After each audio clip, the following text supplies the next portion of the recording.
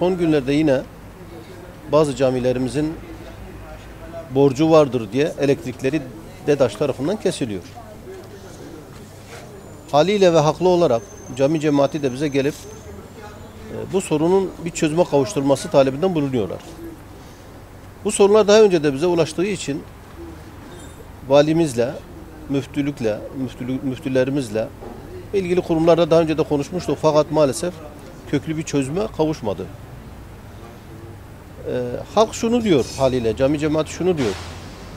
Devlet bütün kurumların bu gibi giderlerini karşılıyor. Camiler de devletin bir kurumu olan Diyanet İşleri Başkanlığı'na bağlı bir camilerim, ibadet yerlerimizdir. Peki neden devlet camilerin bu giderlerini de karşılamıyor diye soruyorlar. Bize göre de haklıdırlar. Yani cami imamları devletin memurudur ve devletin Diyanet İşleri Başkanlığı'na bağlı kurumlardır neticede, memurlardır. Ve bu da devletin bir kurumudur.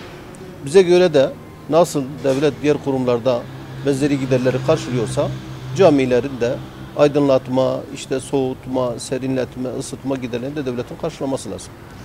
Fakat maalesef bu giderler cami cemaatine bir nevi halka yönlendiriliyor, havale ediliyor.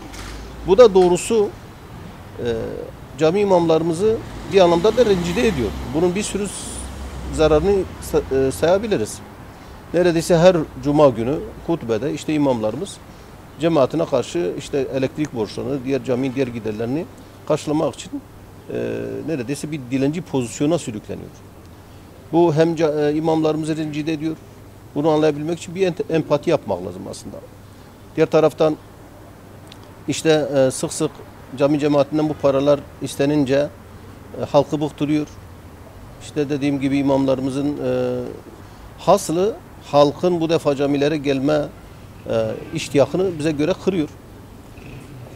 Tabii Hüdapar olarak biz daha önce de bu hususları dediğimiz gibi ilgili kurumlara, ilgili yetkilileri görüştük. Ve hatırlanırsa, halkımız hatırlarsa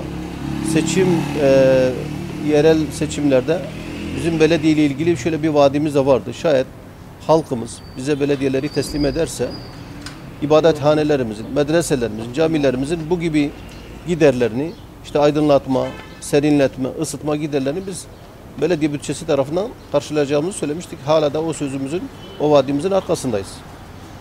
Tabii biz Hüdapar olarak rica makamında olduğumuz için biz bu talepleri ancak ilgili kurumlar ve yetkili şahıslar nezdinde söyleyerek, ricada bulunarak bir girişimde bulunabiliyoruz. Şimdi buradan devlet yetkililerine sesleniyoruz. Bu yetki AK Parti'dedir, hükümettedir. AK Parti'nin Batman'da bir milletvekili vardır, iktidarın bir milletvekili vardır. Yani bu soruna bir çözümün getirilmesi gerektiğini düşünüyoruz. Yani ne zamana kadar cami cemaati, halkımız gelip bu sorunları sağda solda dillendirecek ve dile getirecek. İbadethanelerimizi, camilerimizi artık bu sorundan kurtarmamız gerektiğini düşünüyoruz.